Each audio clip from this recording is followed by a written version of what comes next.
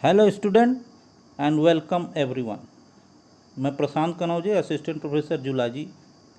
आज का हमारा टॉपिक है फिजियोलॉजी ऑफ एक्सक्रीशन। इसको मैंने लिया है बीएससी प्रीवियस के पेपर फर्स्ट के यूनिट 4 से। और ये टॉपिक जो है एमएससी स्टूडेंट के लिए भी उतना ही उपयोगी है जितना बीएससी प्रीवियस के स्टूडेंट के लिए। तो आज हम देखेंगे उत्सर्जन की क्रियाविधि। जो उत्सर्जन होता है शरीर के जो विभिन्न भागों से, विभिन्न सेल से अलग अलग वेस्ट मटेरियल निकलते हैं, उसको शरीर के बाहर निकालना ही उत्सर्जन क्रिया कहलाती है। जो लिविंग सेल्स है वो लगातार वर्क करते हैं और कंटिन्यूअस बिल्डिंग सेल्स की होती है, जिसके कारण विभिन्न प्रकार के केमिकल कंपाउंड का निर्माण होता है। और इस प्रोसेस में जो केमिकल बाई प्रोडक्ट बनते हैं, during this process certain chemical by products are produce which the cell fall to utilize, and if they are allowed to accumulate in a large amount, the living cells may be killed. So excretion is required.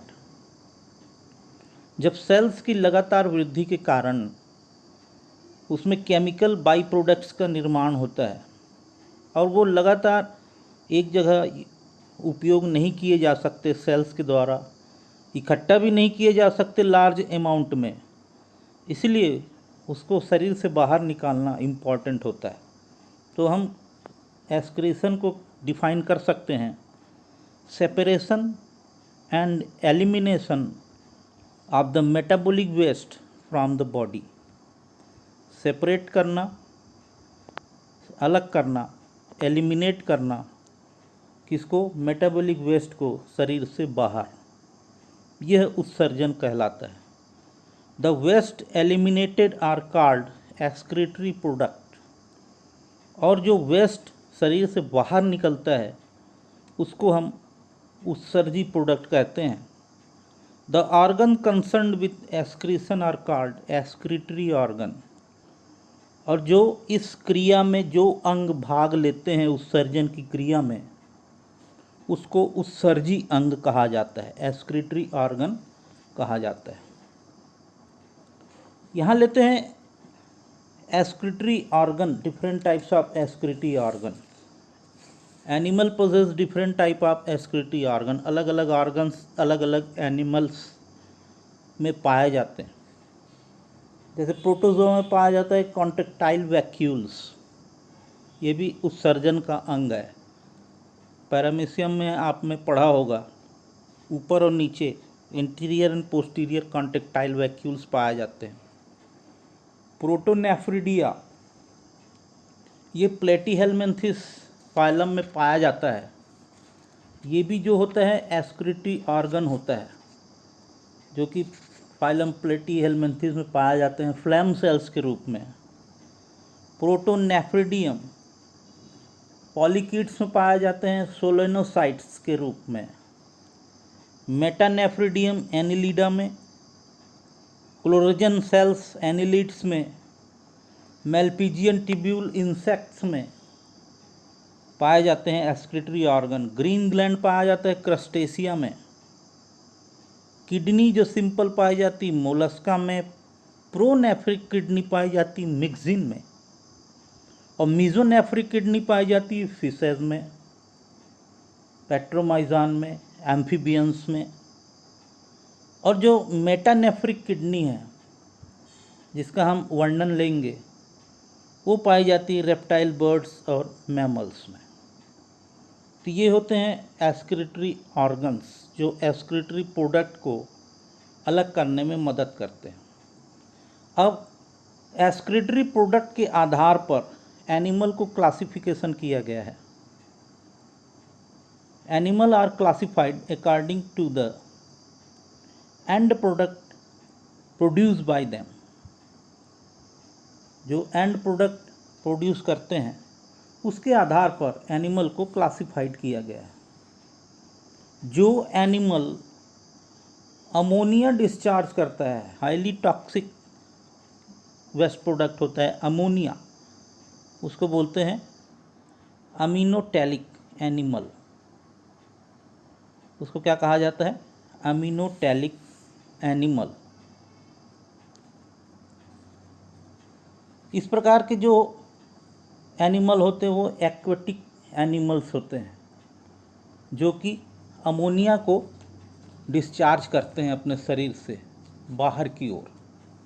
दूसरा आता है ureotelic animal. ये पहला था क्या? अमोनियोटैलिक, ammonia discharge करने वाले। यह प्रमुख नाइट्रोजन युक्त यौगिक होते हैं जो कि हाईली टॉक्सिन होता है, पानी में घुलनशील होता है। तो इसमें प्रोटोजोआ, पॉलीफेरा, सिलेंट्रेट्स, एनिलिड जो है एक्वेटिक एनिमल्स जो हैं ये अमोनिया डिस्चार्ज करते हैं। यूरियोटैलिक्स जो एनिमल होते हैं यूरिया डिस्चार्ज करते हैं। कम, ये अमोनिया की अपेक्षा कम टॉक्सिक होता है। इसका सिंथेसिस अमोनिया से ही होता है। और इसमें जो आते हैं वो एम्फीबियंस, मैमल्स आते हैं। यूरिकोटैलिक, यूरिक एसिड डिस्चार्ज करने वाले एनिमल जैसे insect, snail, reptile, birds. Purinotelic, purines discharge करने वाले एनिमल। और लास्ट है गुइनोटैलिक, ग्वानिन डिस्चार्ज करने वाले एनिमल जैसे स्पाइडर है, स्कॉर्पियन है। तो ये एक्सक्रीटरी प्रोडक्ट के आधार पर क्लासिफिकेशन किया गया है। अब लेते हैं इम्पॉर्टेंट पार्ट है स्ट्रक्चर ऑफ किडनी, किडनी की संरचना। यहाँ आप देख रहे हैं हमने दो डायग्राम लगाया है। एक कट सेक्शन ऑफ किडनी है और दूसरा है लॉन्गिट्यूडिनल सेक्शन ऑफ किडनी। दोनों एक ही डायग्राम है, मगर समझने की दृष्टि से दो डायग्राम हमने यहाँ पर लगाया है। जो मनुष्य होता है उसमें दो किडनीज पाई जाती है। ये होती है मेटानेफ्रॉस या एडवांस प्रकार की किडनी होती है। और ये जो एनिमल्स में पाई जाती है किडनी, ये वर्टिब्रल कॉलम के दोनों ओर असमान स्थिति में होते हैं। The two kidney are not located at the same level, एक लेवल में नहीं लगी रहती kidney. The right kidney is slightly lower than the left kidney. Right side की किडनी जो होती है वो लेफ्ट की किडनी से थोड़ी सी लोअर होती, नीचे लगी होती। बिकॉज, क्यों ऐसी होती है? This is because the right side of the abdomen में क्या पाया जाता है? लीवर रहता है। तो राइट साइड जो एब्डामन होता है उसमें लीवर पाया जाता है, इसलिए जो किडनी है राइट साइड की लेफ्ट साइड की अपेक्षा लोअर रहती है, नीचे रहती है। प्रत्येक किडनी जो है एक सेम के बीच के आकार की स्ट्रक्चर होती है, तो बीन शेप स्ट्रक्चर होता है। ये देखेंगे आप यहाँ पर, ये होता है ऐसा बीन शेप स्ट्रक्चर। दोनों तरफ देखिए। किडनी का जो आउटर सरफेस होता है वो होता है कॉन्वेक्स। आउटर सरफेस जो होता है वो क्या होता है? कॉन्वेक्स होता है। The outer surface is convex, मतलब उत्तल। जबकि इनर सरफेस होता है कॉनकेव, इसको कहते हैं अवतल सतह, अंदर का सतह कॉनकेव होती है। इनर सरफेस के बीच में एक नॉच होता है जिसे हाइलम कहते हैं। इनर सरफेस के बीच में, लेफ्ट वाले डायग्राम में आप देखेंगे ये जिसे हाइलम कहते हैं, जिससे ureter, renal vein, renal arteries व नर्व्स किडनी के अंदर जाते हैं। ये renal arteries, renal vein, ureter, ये सब के सब किडनी के अंदर प्रवेश करती हैं हाइलम एपर्चर्स के द्वारा। किडनी को दो भागों में विभाजित किया जा सकता है। बाहरी भाग को कॉर्टेक्स और आंतरिक भाग को मेडुला कहा जाता है। Outer is cortex, inner is medulla. Cortex जो होता है ब्राउन कलर का होता है जबकि यहाँ पर आप देख रहे हैं ब्राउन कलर दिखाई दे रहा है कॉर्टेक्स में, जबकि मेडुला लाइट रेड कलर का होता है। मेडुला जो होता है, ये जो मेडुला है ये लाइट रेड कलर का पाया जाता है। यूरेटर हीलियस के अंदर प्रवेश करती है और एक फनल के समान संरचना बनाती है जिसे पेल्विस कहा जाता है। This one is known as pelvis. कौन फनल के जैसे स्ट्रक्चर बना रही है? ये यूरेटर अंदर प्रवेश करती है और फनल लाइक स्ट्रक्चर बनाती है जिसे पेल्विस कहते हैं। पेल्विस अनेक कप के समान स्ट्रक्चर बनाती है जिसे केलेसिस कहा जाता है। अब पेल्विस क्या बना रही है? कप लाइक स्ट्रक्चर बना रही है। ऐसे बहुत सारे ये कप लाइक स्ट्रक्चर बना रही है, इसको हम कहते हैं केलेसिस, मेजर और माइनर केलेसिस। राइट साइड वाले डायग्राम में आप देखिए, यहाँ पर मैंने गोला किया है, वो है मेजर और माइनर केलेसिस। प्रत्येक केलेसिस की कैविटी कैन लाइक स्ट्रक्चर से भरी रहती है, उसे पिरामिड्स कहा जाता है। प्रत्येक जो कैलेसिस की कैविटी है इसमें क्या पाया जाता है? पिरामिड्स पाया जाता है। ये होता है पिरामिड्स। लेफ्ट साइड वाले डायग्राम में देखिए, प्रत्येक किडनी में 10 से 15 पिरामिड्स पाए जाते हैं। 10 to 15 पिरामिड्स यहाँ पर पाए जाते हैं। पिरामिड कॉर्टेक्स के प्रोजेक्शन से अलग हो जाती है, उसे रीनल कॉलम ऑफ बेर्टिन कहा जाता है। प्रत्येक पिरामिड में हजारों की संख्या में ट्यूब्यूल्स पाए जाते हैं जिसे यूरिनिफेरस ट्यूब्यूल कहा जाता है। इस पिरामिड्स में हजारों की संख्या में ट्यूब्यूल्स पाए जाते हैं, उनको कहा जाता है यूरिनिफेरस ट्यूब्यूल्स। सभी ट्यूब्यूल्स ज्वाइंट होकर कॉमन ट्यूब्यूल्स बनाती है जिसे कलेक्टिंग ट्यूब्यूल्स या कलेक्टिंग डक्ट कहा जाता है। यहाँ पर सभी के सभी, यहाँ पर जितने भी ये ट्यूब्यूल्स हैं एकत्रित होकर कॉमन ट्यूब्यूल्स का निर्माण करती है, उसको कहा जाता है कलेक्टिंग डक्ट। यह सीधी लंबी ट्यूब होती है जिसे डक्ट ऑफ बेलिन कहते हैं, जो पिरामिड के एपेक्स में खुलती है। कहाँ पर खुलती है? पिरामिड के एपेक्स में खुलती है। प्रत्येक किडनी के अंदर 1 लाख से लेकर 3,50,000 तक नेफ्रॉन्स पाए जाते हैं। इसके अंदर यहाँ पर 1 से लेकर 3.5 लाख तक नेफ्रॉन्स पाए जाते हैं। और ये जो नेफ्रॉन्स है ये इम्पोर्टेंट स्ट्रक्चर है। तो आइए अब देखते हैं नेफ्रॉन्स का स्ट्रक्चर। यहाँ तक हमने देखा स्ट्रक्चर ऑफ किडनी, अब लेंगे सिंगल नेफ्रॉन स्ट्रक्चर। यह है स्ट्रक्चर ऑफ नेफ्रॉन। नेफ्रॉन जो है किडनी की फंक्शनल यूनिट होती है। नेफ्रॉन को यूरिनिफेरस ट्यूब्यूल भी कहा जाता है। यहाँ पर हमने 2 डायग्राम लगाया है। लेफ्ट साइड में जो डायग्राम है ये वाला, the structure of A nephron, the black arrows indicate the direction of blood flow, the blue arrow indicates the direction in which the urine flow. तो यहाँ पर ब्लैक डायरेक्शन में आप देखेंगे दिखाई दे रहा है ब्लड का फ्लो, और ब्लू एरो जो बना है उसमें यूरिन का फ्लो है। और ये सिंगल नेफ्रॉन है, ये भी सिंगल नेफ्रॉन है दोनों। तो दोनों में हम डिस्क्रिप्शन लेंगे। नेफ्रॉन कुंडलित ट्यूब्यूल्स होती है, जैसा कि आप देख रहे हैं कॉइल्ड ट्यूब्यूल्स है जो एक ओर बंद और दूसरी ओर ओपन होती है। इस तरफ से ये क्लोज रहती है, यहाँ से ओपन होती है।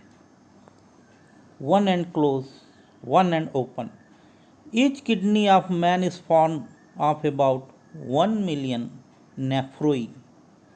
Each nephron is a coiled tubule, a length of 3 centimeter. The total length of nephroid will be about 65 kilometers.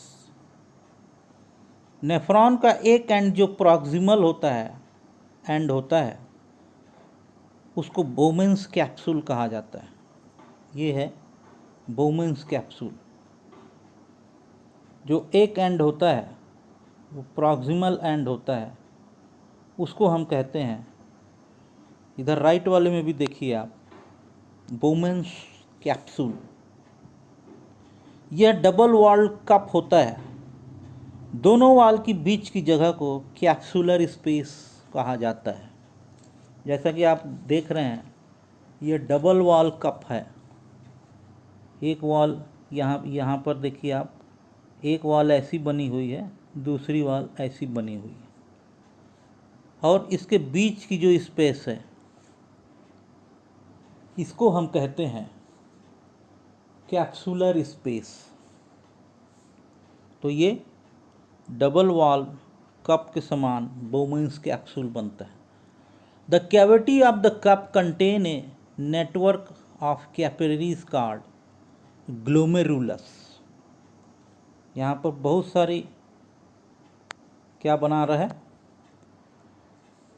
Cup में के अंदर कैपिलरीज का जाल है, जिसको क्या कहा जाता है, glomerulus, capillaries network. Glomerulus receive blood through small arteries called afferent vessels. ये है एफरेंट वेसल्स। एफरेंट के द्वारा ग्लोमेरुलस ब्लड रिसीव करता है। इसी प्रकार ब्लड ग्लोमेरुलस से दूसरी आर्टेरियोल से वापस आता है, उसे कहा जाता है इफरेंट वेसल्स।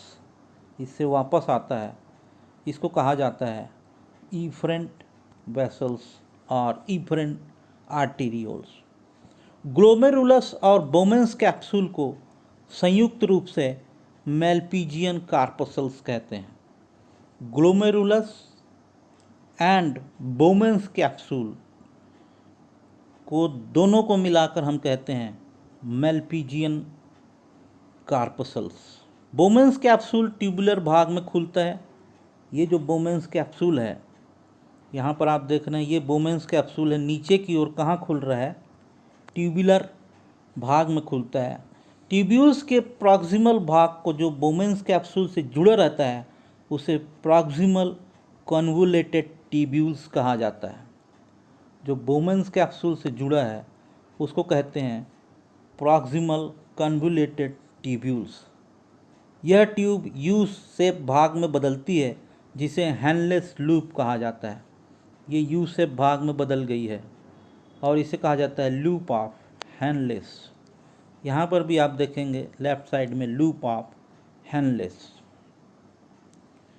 अब यह ट्यूब जो है 3 भागों में बंटती है, descending limb, thin segment, ascending limb. जब ये नीचे की ओर आती है तो इसको कहा जाता है डिसेंडिंग लिम्ब, और बीच वाला भाग जो होता है वो थिन एरिया होता है, और जब ये ऊपर की ओर चढ़ती है तो इसे कहा जाता है एसेंडिंग लिम्ब। एसेंडिंग लिम्ब दूसरे कुंडलित भाग में खुलता है, जिससे डिस्टल कन्वोलेटेड ट्यूब्यूल्स कहा जाता है। एसेंडिंग लिम्ब जो है दूसरे भाग में खुलता है, इसको कहा जाता है डिस्टल कन्वोलेटेड ट्यूब्यूल और DCT। यह कॉमन ट्यूब्यूल्स में खुलती है, जिसे कलेक्टिंग ट्यूब्यूल्स कहा जाता है। ये कॉमन ट्यूब्यूल्स में खुल रही है DCT, जिसको कलेक्टिंग ट्यूब्यूल्स कहा जाता है। Collecting tubules open into pyramids, pyramids में खुलते हैं collecting tubules. Each kidney receive arterial blood through renal artery and the venous blood leaves the kidney through renal vein.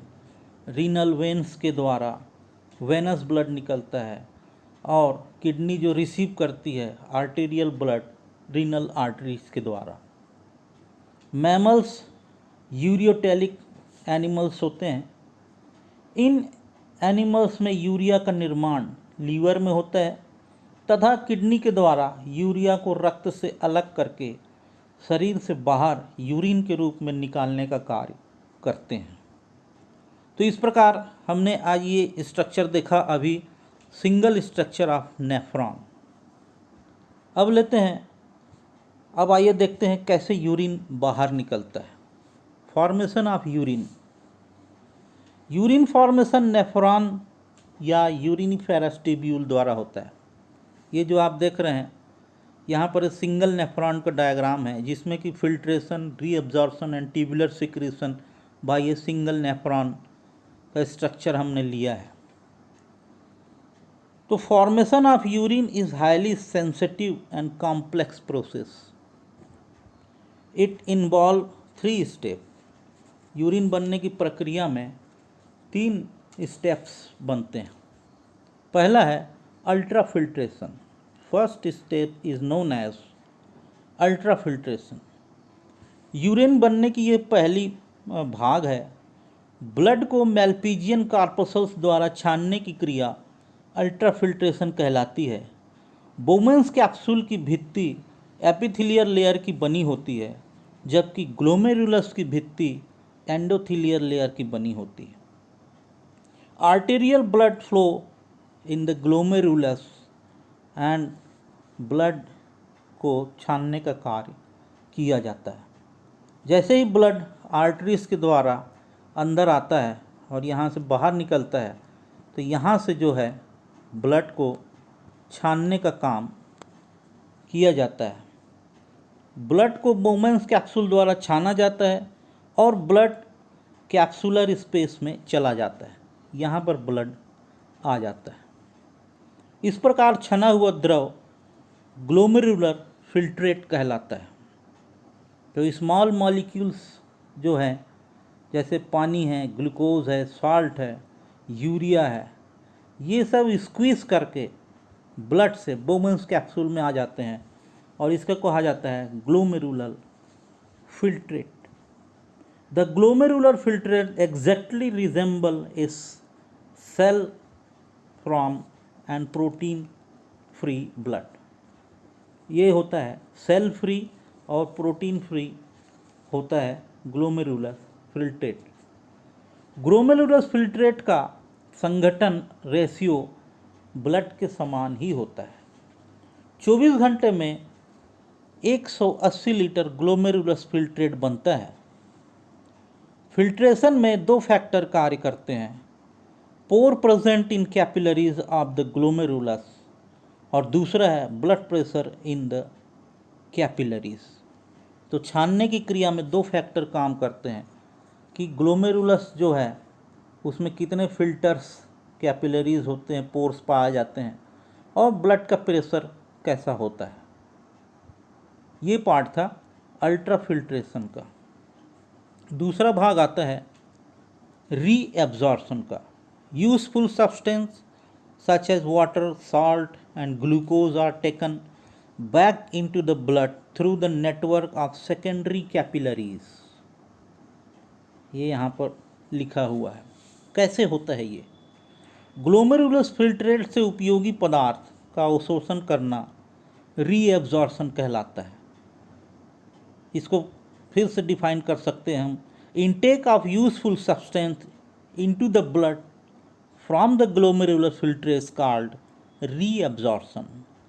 हर रोज 180 लीटर ग्लोमेरुलर फिल्ट्रेट बनता है, मगर नॉर्मल मनुष्य केवल 1 से 2.5 लीटर यूरिन ही बनता है, अर्थात यह ग्लोमेरुलर फिल्ट्रेट का 1% होता है। यूरिनिफेरस ट्यूब्यूल्स के कैपिलरी नेटवर्क के द्वारा उपयोगी पदार्थ पुनः अवशोषित किए जाते हैं। इसमें amino acids, glucose, proteins, phosphate, ये सभी प्रॉक्सिमल ट्यूब्यूल के पहले भाग से रीएब्जॉर्ब किया जाता है। यहाँ से ये रीएब्जॉर्ब कर लिया जाता है, जैसा कि डायग्राम में दिखा रहा है। सोडियम क्लोराइड एवं बाइकार्बोनेट प्रॉक्सिमल ट्यूब्यूल एवं डिस्टल ट्यूब्यूल द्वारा एब्जॉर्ब किए जाते हैं। Potassium reabsorb in the proximal tubule and is secreted into the distal tubule। Proximal tubule से सिक्रीट कर डिस्टल ट्यूब्यूल में सिक्रीट कर दिए जाते हैं। Water distal tubule and collecting duct द्वारा पुनः अवशोषित किया जाता है। वाटर जो है डिस्टल ट्यूब्यूल द्वारा और कलेक्टिंग डक्ट द्वारा फिर से अवशोषित किया जाता है। सोडियम जो है एसेंडिंग लिम्फ द्वारा, एसेंडिंग लिम्फ देखिए ये ऊपर चढ़ने वाला जो लिम्फ है, वहाँ से एसेंडिंग लिम्फ द्वारा रीअब्जॉर्ब किया जाता है। ग्लूकोज 100% रीअब्जॉर्ब होता है, वाटर 99% रीअब्जॉर्ब होता है, और जबकि यूरिया, यूरिक एसिड, क्रिएटिनिन आदि जो टॉक्सिक मटेरियल है वो नगण्य मात्रा में अवशोषित होते हैं, उनको अवशोषित करने की आवश्यकता नहीं होती। रीनल फ्लूइड अब कहाँ मूव कर रहा है? कलेक्टिंग डक्ट में।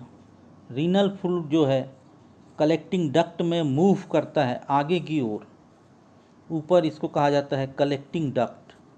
यहाँ पर ये रीनल फ्लूइड जो है मूव करता है और इसको हम कहते हैं यूरिन।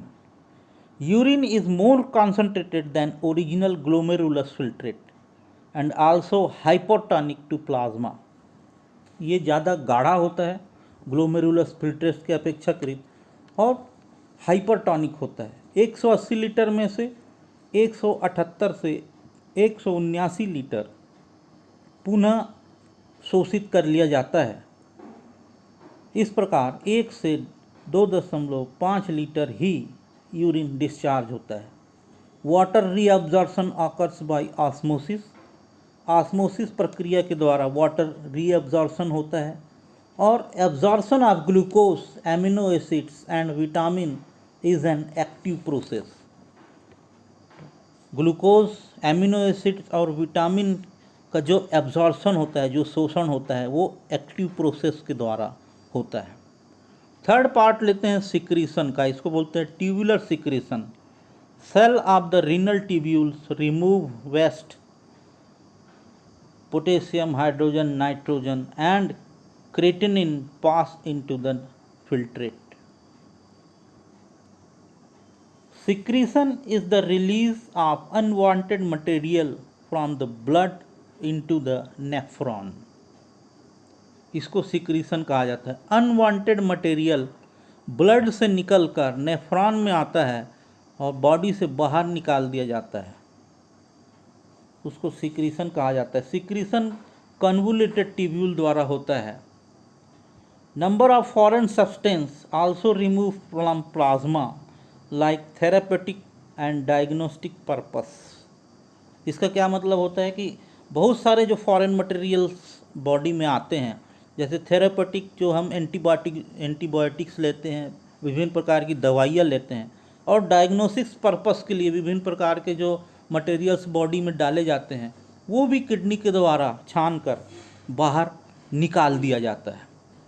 तो इस प्रकार ये जो प्रोसेस था ये कहलाता है सिक्रीशन का, जिसमें कि शरीर से बाहर की ओर जो अनवांटेड वेस्ट मटेरियल है, नाइट्रोजिनस वेस्ट मटेरियल है, वो शरीर के बाहर निकाल दिया जाता है। तो इस प्रकार आज हमने फिजियोलॉजी एक्सक्रीशन का अध्ययन किया। Thanks for watching. Thank you.